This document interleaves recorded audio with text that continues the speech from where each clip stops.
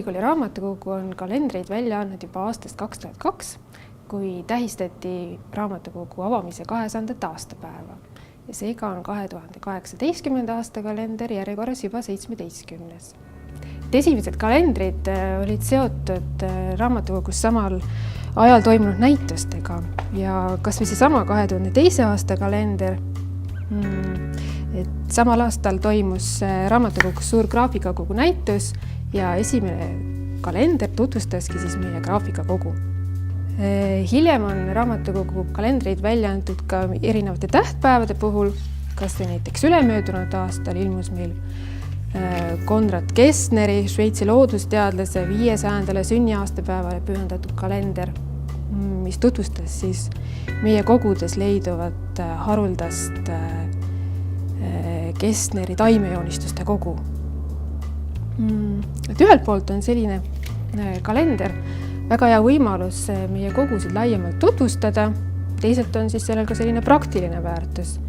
2002. aasta kalender on veel ilma perforatsioonita, aga 2003. aastal mõeldi välja selline kalendriformaat, kus on kalendaariumist ülalpool on perforatsioon ja kui see siis leht ära rebida, tõstan ja näete, niisugune ta siis on.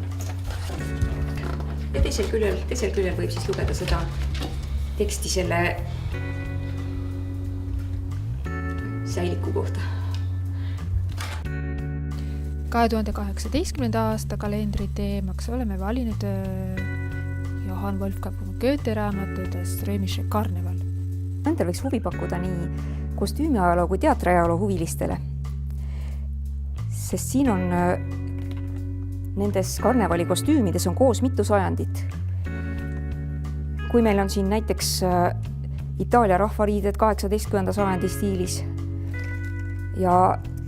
aga samas on ka Commedia dell'arte maskid, mille juured on ju palju varasemas ajas, 16. sajandis ja nagu pildi pealt näha, need 16. sajandi kostüümide motiivid on siin ikkagi veel täitsa selgelt äratuntavad. Ja lisaks piltide vaatamisele võib 2018. aasta kalendrist lugeda ka katkendeid Goethe raamatust, need on meil tõlkinud Ilmar Vene. Ja Goethe kirjeldab seal pikemalt karnevali toimumispaika, Via del Corsot, ettevalmistusi karnevali viimasteks päevadeks, kui tänav koristatakse ja ehitakse ja samuti maskikostüüme ja uhkeid sõidukeid, mis hakkavad siis tänavale ilmuma ja muidugi karnevali tippsündmusi, milleks olid siis hobuste võidu kihutamine ja küünlaõhtu. Eriti võiks see kalender paeluda muidugi Goethe loomingu austajaid, aga ka neid, keda huvitab teatri ja kostüümi ajalugu. Kuid laiemalt ma arvan, et see on tore lugemine kõigile kultuuri ja ajaloo huvilistele.